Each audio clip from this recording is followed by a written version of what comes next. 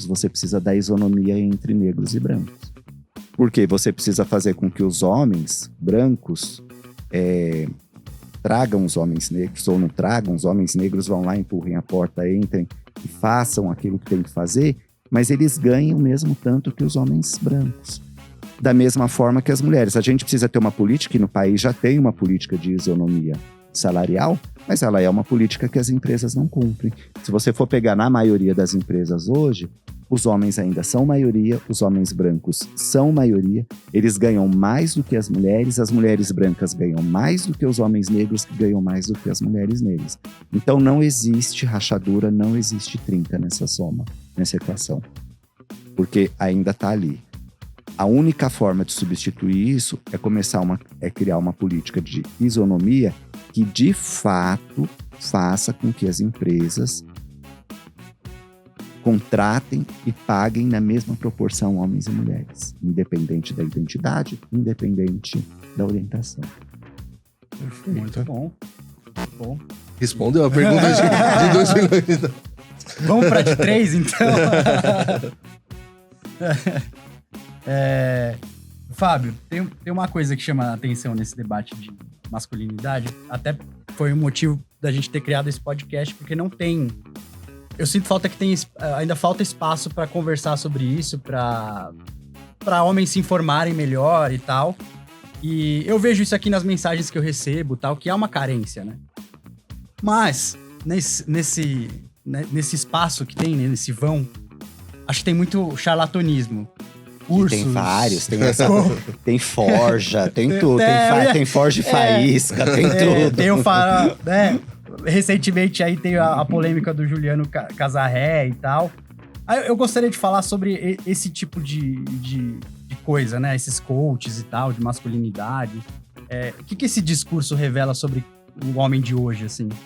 Então, ele revela que a gente continua dentro de uma sociedade que é conservadora, que para a manutenção dos seus privilégios você precisa ser reeducado a todo momento sobre qual é o modelo ideal de masculinidade, ou qual é o tipo ideal de homem dentro daquela sociedade. O que o Juliano Casarré está fazendo agora, ele não é uma novidade. Sim. Ele não é uma novidade, porque a própria Elizabeth Badinter vai falar, por exemplo, de uma coisa... Tem um filme que ficou muito famoso, eu não sou bom para nome de ator e atriz, Coleman, né, o sobrenome dela, alguma coisa assim, que chama O Pai. Com o Anthony Hopkins. Maravilhoso. Chorei demais. Um filme maravilhoso, e todo mundo chorando, que ela cuida, ela não cuida, tal, e daí ficou essa discussão e tal. E eu fiquei observando que ninguém falava de uma coisa ali. Ninguém falava do ponto de vista da masculinidade de um homem velho. Porque quando você é velho, que você vai sendo... nessa sociedade que não sabe lidar com as questões intergeracionais, você vai sendo colocado num outro lugar, né? No lugar do esquecimento, né? Por isso que a gente precisa reinventar o modo de existir. Porque você precisa criar uma sociedade que saia do binômio homem-mulher, mas para o binômio da senioridade, né? Tem um antropólogo, né? O Babalorixá Rodney William, que fala da senioridade. Tem uma socióloga, Yoronke, que fala do princípio da senioridade nas sociedades do continente africano, mais especificamente da cidade de Oió, que ela vai falar, o princípio é a senioridade. Quando você pega o pai, por exemplo, as pessoas não falam, mas a Elizabeth Badinter dá um exemplo. Por quê? Quando os homens vão envelhecendo, muitas vezes outros homens chamam ele para dizer assim, por quê? O corpo físico não é mais o mesmo, a própria disposição, embora hoje a ciência esteja muito avançada, a questão da sexualidade na terceira idade seja discutida, há a questão medicamentosa, né, que faz com que os homens possam manter as suas relações, e eles mantêm, né, porque há uma vida ativa, né, entre homens e mulheres velhos, dentro da nossa sociedade, mas esse ainda é um tema tabu. A Elizabeth Badinter vai lá e diz assim, você precisa vir aqui para falar sobre a questão da sexualidade. Por quê? Se você já não desempenha essa função dentro da sua casa, você vai poder fazer e reafirmar a sua masculinidade por meio da autoridade. E daí o homem vai querer se impor sobre um modelo que é um modelo que já não funciona mais.